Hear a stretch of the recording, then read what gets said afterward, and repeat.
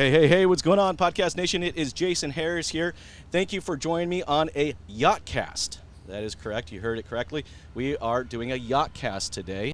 Welcome to the Matador Yachtcast. Tune in for everything you need to know to stay in the know regarding the automotive industry. Here's your host, Jason Harris. And I have some amazing guests with me. I'm going to start from the corner there. I have the one and the only, the Russ Mann. The Russ Mann. That's what I'm actually going to call you now. The Russ Mann. I've been tagged the Russ Mann. The Russ Mann. I have the infamous Glenn Pasch. Glenn, how you doing? Good morning. Good morning. Great to be here with you guys. And the all-knowledgeable and wise and amazing beard, Greg Gifford. What's up, bud? All right, guys. Hey, thanks so much for taking the time to chat with me today. We're going to have a lot of fun. You know, I love kicking off these podcasts with little origin stories because, A, I'm always fascinated to find out how people got into the industry. So, Greg, I'll start with you, and then I'll kind of work my way down. How did you get started in this crazy little world we call the automotive industry? Remember Microsoft Flash back in the day with all the crazy intros? I am the guy that destroyed the internet with Flash. So I did Flash website stuff. I had my own company, and, you know, things go as they typically do when you have partners. And so I left that and ended up at a company called Auto Revo, which is a website company for independents. And I was a Flash dude there and doing all the crazy Flash, like, 5-minute intros to the website kind of stuff, and got into SEO because of that, and I've been in automotive ever since. So, I mean, we're going, 16 years now, I think. 16 years. Yeah, it's been a bit. So you really did, so you could have kind of stumbled into the business. I right? didn't. It was not Like, purposeful at all. You didn't It wake just up one kind morning of going like, I'm gonna do automotive. No, I ended up there, and so for 8 years there, and then I left there and I went to DealerOn because they wanted to start selling SEO, and so I built their SEO program from the ground up and got them into like all the OEM programs. So that was 12 years of exclusively automotive stuff, and now I do other stuff outside of automotive as well, but we're still mostly automotive just because I love it and I've been in it forever. Awesome. Glenn, for yourself, how did you get started in the business? My brother had started an SEO firm, you know, back in the day. He came out of a different, more direct mail marketing, and I was doing my own thing, and so he was helping me build a website and promote myself. I was doing consulting for like operations more. I was more always a good number two. So I taught people how to be a good number two in their business. And then we just partnered up because I was helping him grow the business because he was building it, but he didn't know how to build it. So I said, well, I'll build it. And we became partners. And automotive just happened to be one of the first couple clients he had because, you know, when you start, like you were saying, you have your own business, you go to all friends and family and say, you need this. And they had no idea. And a couple, wherever he got his car from, he walked in and said, you need SEO. And he goes, I have no idea what the hell you're talking about, but you need it. And so and then way back in the day, like you were saying, you've been around long enough, that's when I first got in, that's even before Digital Dealer, or maybe right when they started, but that's when they had the forums. So it's sort of like Discord. Totally. It was like Discord is now. And people would just be online yelling at each other about SEO. And that's the way people started to notice him. And then we spoke at conferences, and then we started hosting conferences. And like you said, automotive, there's so much. It's such a bigger industry than people realize. Most people, when you say automotive, they think, oh, salesperson. Well, you have absolutely no idea. Yeah, but I've been with him now. We've partners in our company, I think, going on probably 13 years with him. Wow. At least, maybe. And he's been doing it for 16 or more, so similar to him. I think it's amazing. I don't honestly think I could ever work with my siblings. I got to give you props for that. I can't imagine what Thanksgiving dinner's like with you guys. It's actually not bad because the thing about it is Brian and I we have a lot of similarities, but we're very dissimilar. We don't compete for the spotlight in the same way about the same thing. Like, he loves data, and I'm going, that doesn't mean anything if I don't know what to do with it.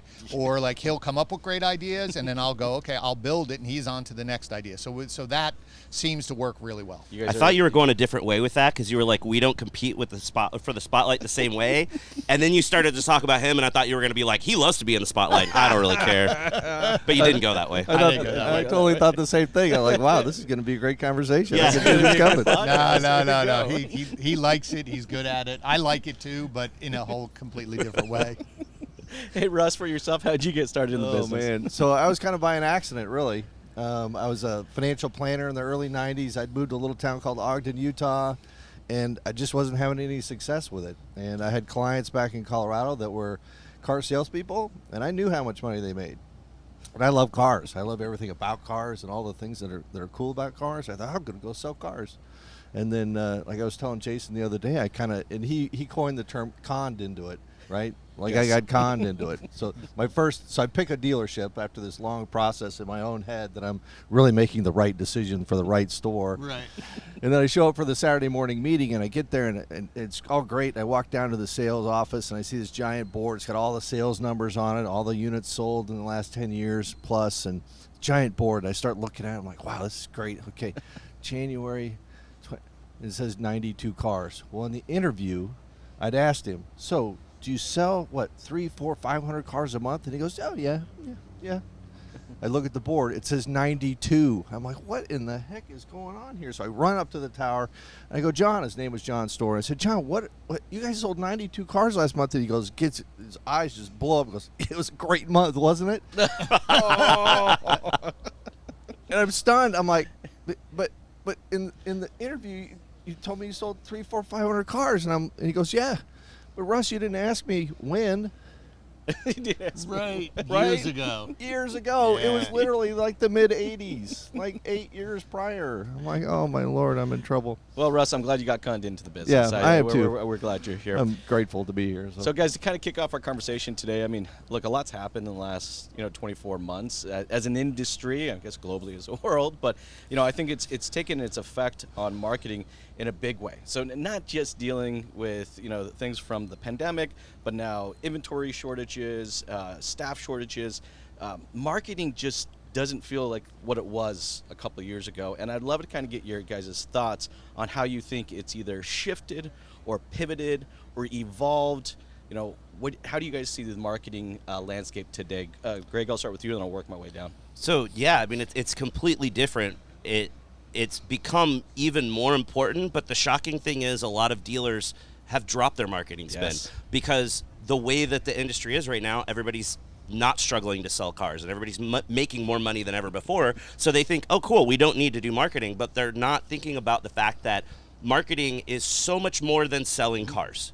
It's not. It's used cars too, but it's also all the fix stops, all the parts. It's all the brand building, so that if you're in a bigger market, people know who you are, just in general. And the bigger problem is now they're struggling to get cars, so you could do marketing around buyback campaigns and things like that. But the main thing that's a big problem is most people are still using the same cookie cutter marketing, and those marketing strategies and tactics were designed 3, 4, 5 years ago before the pandemic, and the pandemic fundamentally changed the way that people shop Yes. and the way that people search. And dealers are still using these outdated campaigns that were designed years ago, and Google released over 3,000 updates last year. Google Ads has changed significantly. The way that the way that keyword matching works has changed significantly, and everybody's still using the outdated stuff that doesn't work. So it's hugely important, and people just don't get it because they're like, oh, we're making money, whatever. It's true. It's actually a really good point. I mean, I think there definitely are some progressive dealers that have identified what you're talking about, and they have kind of embraced this new, I guess, methodology to marketing, and they're loving the cost of it because not a lot of players are playing in the space. So Yeah. I mean, it's a great time to be putting that ad spend in. Glenn, for yourself, how do you feel? Do you think marketing is it shifted? Has it pivoted? Has it evolved? What are your thoughts? I think sort of all of the above, but Okay. I think to Greg's point, you can't be cookie cutter anymore. Before you could just throw money out and there was enough inventory that you could just market and people would come and then it would be great and you'd do whatever you would do to sell your car. I think now they have to think more about, I have to market my whole dealership. Mm-hmm. Right? Before it was, let me just sell my cars. Maybe I'll send an email blast with specials. To Greg's point is we all have been spending the last 2 years in front of a computer, right? Be it Zoom or whatever, and that's the way we shop. And we do not want to get ads that are not relevant to us. Mm-hmm. And automotive, the more progressive dealers have realized that. So with the ability that you can target correctly, instead of just, I'm just going to send one email blast out to everybody with all my specials for service, and it's not relevant, and now I'm getting pissed at why am I seeing this stuff. So it's evolved, but it's not so much I have to spend more money. It's I have to chop it up and put it into different campaigns and advertise for people, vehicles, like Greg was saying, F&I products, branding. I think that's the biggest miss right now is people are not really explaining why you should do business with me. They take it for granted, and I think that's really the problem is people don't understand why and what the process is like, and I think to their detriment, because what's going to happen is some more inventory is going to come, Yes. and then you have a choice. Either you've shut it off and now I'm going to turn it on, but you've been dark for 6 months, so that you might as well be gone. Now I got to build it back up. Or they're going to go, I don't have to do that anymore. I'm going to go back to what I used to do. Price. And so I think the smart dealers, but more, I think it's really partnering with the right agency who is being progressive instead of still running, old versions of things because the dealers aren't asking the right questions. That's really good. I love the fact that you said people as well. I mean, when I heard that, I was like, oh, that is not a campaign or a budget I typically see with most dealerships that I talk to. Like, what is the marketing they're budget? going to complain that I can't get good people. So I say, go look at your page on your website, your staff page or your career page. I said, I asked a 20 group I was speaking at. I said, raise your hand if you have a career page. Half of them had it. I said, do you have any testimonials from your employees why you should work there? And all of their faces go, I never thought about that. And I said, that's what you need, because you all have people who started as lot and then sales or sales and now manager. What a great selling point, but where's that? Look, we say a lot that we are a people business, and I'm thinking of the website, over 500 pages with one page dedicated to the people. But we're a people business, guys. Come on. And how many dealerships run paid search for recruiting? Oh, of course. Hardly any, and it's so effective when you do it, especially in today's market. And again, it's the cookie cutter mentality of, SEO and paid search and marketing. It's all about selling cars and that's it. And that's so outdated. 100%. Hey, Russ, for yourself, how do you feel the last 24 months? Have we evolved? Have we shifted? Have we pivoted? What are your thoughts? So I think that the dealership landscape in general hasn't really changed, right? Everybody talks about the change. Everybody talks about doing this, or everybody talks about all these great things that you guys just mentioned, but no one's physically doing it. You go to a 20 group and no one does. They're like, oh yeah, I never thought of that, because you're doing the same stuff you've always done over and over again, right? If they don't figure it out, like I was just inside the Google lady from Google. I mean, blew my mind in the 15 minutes I was in the building, because 60% of the people who go to buy cars today don't care what your brand is, right? Because you don't have inventory. There is no more box, right? And you better do something about it, in my opinion. And you need to be more transparent. Get the F&I products on your website, right? Sell service contracts in the service drive. Stop complaining that no one has time, no one has people, no one has this, no one has that, right? But yet you can have no career page and complain about not having technicians. You have all kinds of companies that'll help you to recruit technicians. You have your own people. And I love this. This is the best part about what you guys talked about. No one takes their own people and the beauty of all those people and the uniqueness of all those people and how they make your brand. No one talks about it. Right? No one's transparent about it. It's just like dark hole. Oh, there's the dealership, right? And no one really thinks about it. Get all those things transparent. There is no more box. There is no more way. We got to do it this way. We got to do it that way. There's no box. I'll say it again. There's no box. That's right. We have to build those new boxes. You got to build them. You got to build a new box. Is there still a box? Is there still? No box, buddy. There's no box. No box. Being clear. Being clear. You know what? Actually, I like this. I like where we're going with the people. So I think I got another question for you guys, because we've seen many dealerships kind of embrace their people's brand, and we've seen a lot just be terrified of their people's brand. And I know some very progressive dealerships that actually do carve out marketing dollars to support, all right, their people's personal brand or business brands, but it's a very, very small amount. But I'd love to kind of get you guys' thoughts. Like, Is this something that we should be doing more of? If so, how should we be doing it? How do we embrace our individuals' brands? Yeah, and those dealerships that do carve out whatever they carve out, what are they doing? They're thinking outside the box that doesn't exist. They're not using the same cookie cutter stuff. They're trying to be different. And in today's market, you're going to sell a car if you've got it. So now it becomes, cool, where do you want to buy from? I'm going to buy from the people that aren't going to screw me over, because sure, it's 2022, but everybody still thinks that car dealers are out to screw everybody over. So when you do that branding on those salespeople, they build up their own clientele. They build up their own buzz. It becomes a place of, I want to go buy from that guy. He seems cool. Exactly. And that's what it is. I mean, that's really what it comes down to. I want to buy from that guy. He seems awesome. So Not, I don't want to buy from the dealership. I could care less about the dealership. But that guy, Jason, seems super badass, and I want to go buy from him. That's true. I mean, look, there's the 21 Nissan dealerships that are in this greater Tampa area. All right. I'm going to connect at some individual level. It's going to be the same car. No matter where I go, I'm still going to wait the 6 months for it. It is what it is. But to Greg's point, and I absolutely agree, it's taking... If I was a salesperson, I remember having these discussions with salespeople. Mm-hmm. It's about getting reviews. This was before video, right? Yes. Get reviews. So to your point, 22 Nissan dealers here. If somebody's searching and somehow they come across reviews, which is they're going to read, and Greg's name or Russ's name is in 8 of the 10, guess what? They're going to go in and go, where is this guy? Why? Because everybody said you're the guy. And because the dealership is big and unknown and buying a car is still confusing and or difficult, but if I have validation by a lot of people that Russ is the guy that I should go talk to, Greg's the guy I should go talk to, I go in and I go, where's Greg? And they go, well, do you have an appointment?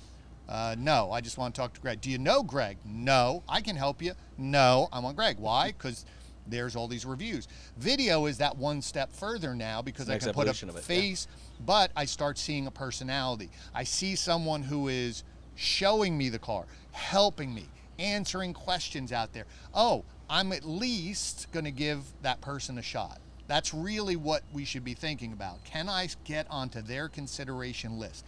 And if I do, then it's my ball to drop. It's my thing to screw up or win, but at least someone goes, I'm going to give that person a shot. Why? Reviews are there. I like the person there. They seem nice. They seem look like they know what they're talking about, and they seem helpful.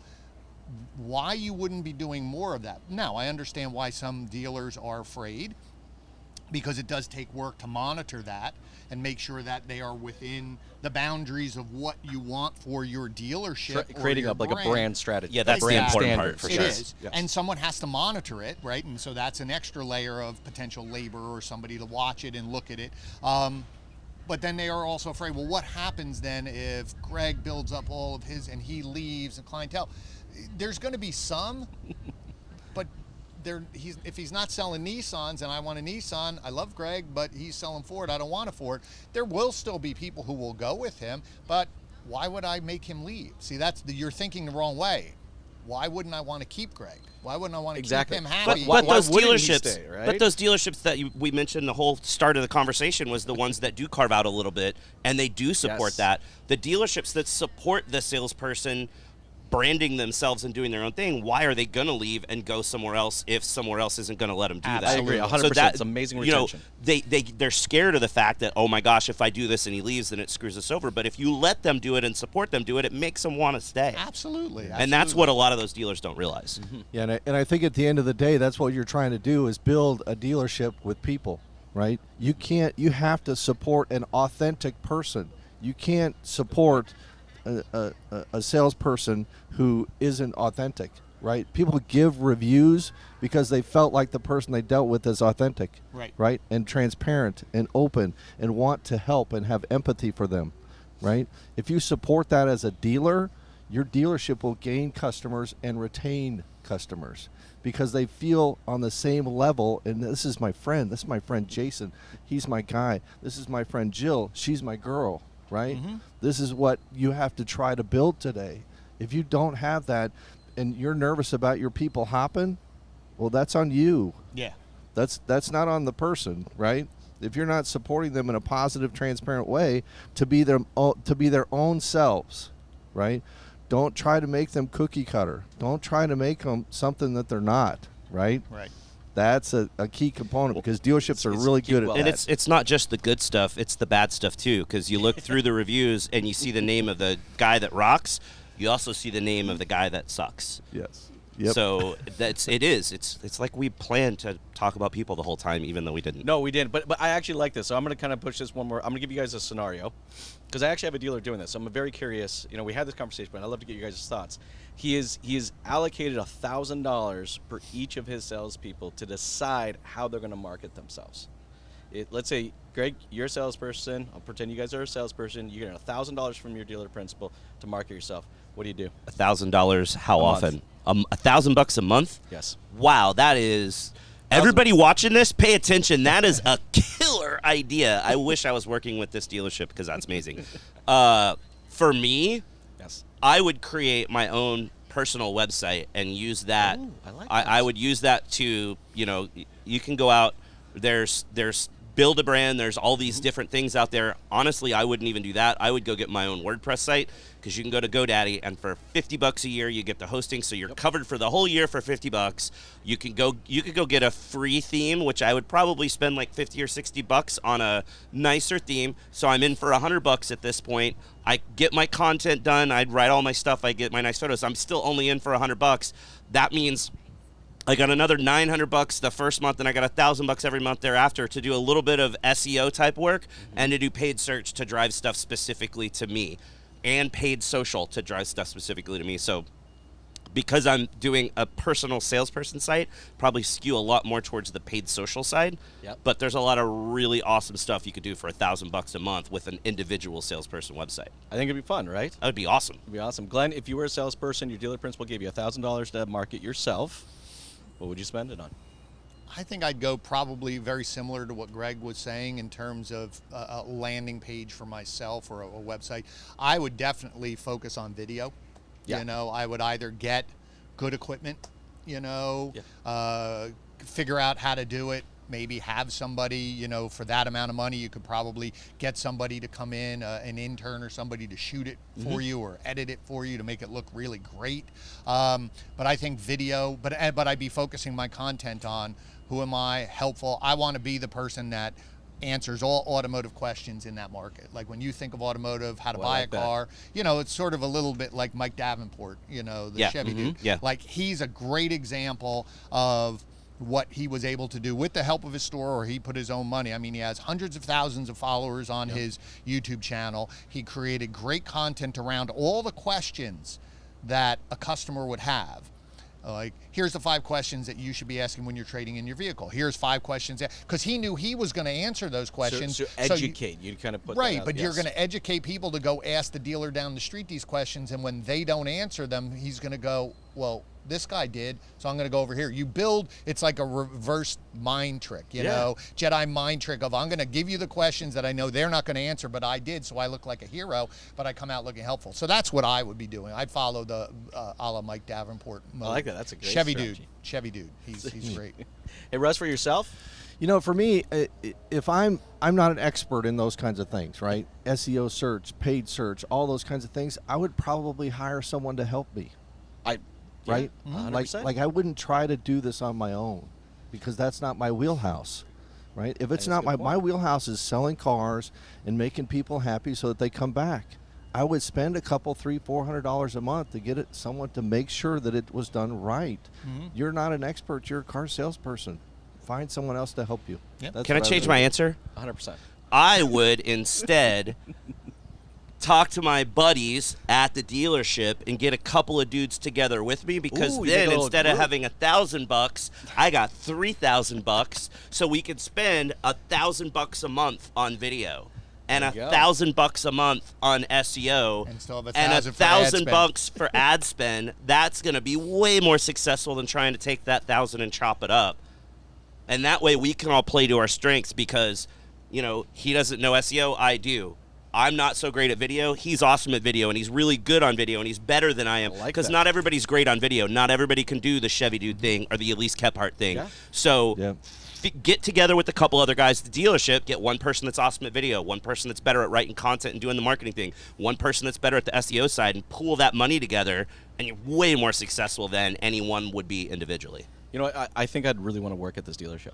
Heck yeah. But I here's think the that's one other of the biggest thing, though, because the funny thing is my brain's going, why are you only giving money to the salespeople? What about the service? What about that's a good F&I? point. What about all the other sure, for departments sure. in there? Yes. Because I was thinking I'd go tag team with somebody in fixed ops, because then I'd take Killer. it, he'd be fixed ops, I'd get fixed ops, then I'd get the people that he's bringing in service. They'd go right to me to go try to upsell them out of a car. Like there's a lot of different strategies, but it goes back to what we were talking about before. Is I think dealers need to look at their dealership holistically, and I hate that word, but unified and all connected versus here's sales, here's service, here's this, here's that. point. We have to know how all of this connects and weaves and can help each other, because then we can take all that money and we actually can make it more effective versus just, well, here's your 1,000 for X and you just blast stuff out, and here's Yep. your 1,000, you blast it out, instead of getting all of those people together internally in your dealership, or even all your vendor partners together,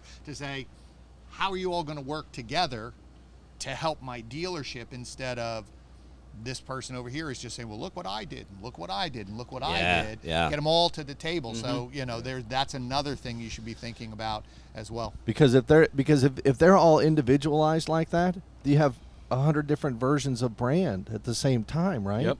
I mean, it doesn't make a whole lot of sense. So to me, I'd totally agree. I would pool it. I wouldn't give it to an individual salesperson. I would ask that salesperson or that fixed ops person, how do you think we should spend it for you?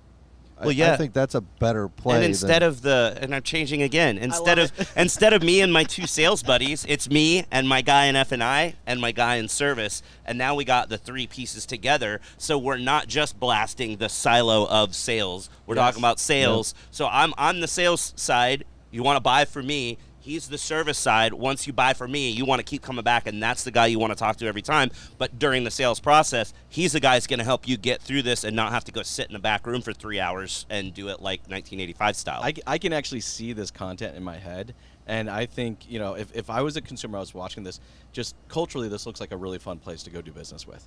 Like, I just see them working as a team. They're having fun with each other. They're creating content with each other. Like, I think it's amazing. And this is actually kind of where I think the next evolution of our marketing goes. That marketing right now is kind of built into a silo that really just focuses on sales, and it's only up to management. What we do, if we do something like this, what we do is actually create a marketing culture through the entire dealership. Yep. And some amazing things can happen. Hey guys, I know we're getting towards the tail end of our time, and I got one last question for you. Since we have been talking about people, I'm going to keep going that direction. All right, anybody out there that may be thinking about getting into the business, what one piece of advice would you give them? Russ, I'll start with you and I'll work my way down. So the business today is it's totally different than when we started, right? I mean, I started in the early 90s and yelling and screaming and get out and throwing keys on the roof and all those kinds of things.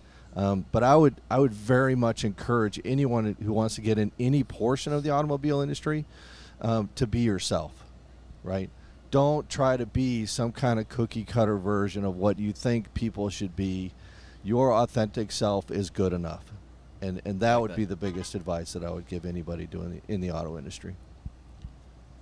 I would say think bigger, meaning that most people just think, well, if I'm going to get into the automotive industry, I have to be a salesperson. Good point. And you really don't. You could work at a dealership. You could work for an agency like Greg's or mine and Russ, or you could go work for a manufacturer. You could work for, there's a million different, this business is so huge. There's so many aspects that touch automotive. But again, you could go into a dealership and work in service. I think there's a big upside for that. You could go work in different aspects. The problem is even dealerships, they funnel in where there's a need versus a career path, or trying to really find you and say, yeah, you're probably not really good at this, but I have a position for this, and you can help the team over here. So I would just say, think bigger. I like that. Look for more than a position. Look for a career path. I like that. That's great advice. Great answer. Greg, for yourself? Well, and look at where things are going in the future, where it's not the siloed thing that we've been talking about of you're just one thing. You could do so many more things. And right now, a lot of dealers are freaking out because the OEMs seem to be going down the road of splitting their EVs off into separate things where it's direct to consumer. But everybody's not thinking about the fact that people still want to go into a dealership. They still want to talk to somebody. I'm actually buying a Polestar. I've got it ordered. I'm in the process, and it keeps freaking me out because I'm like, all right, when do I need to come do all the finance stuff?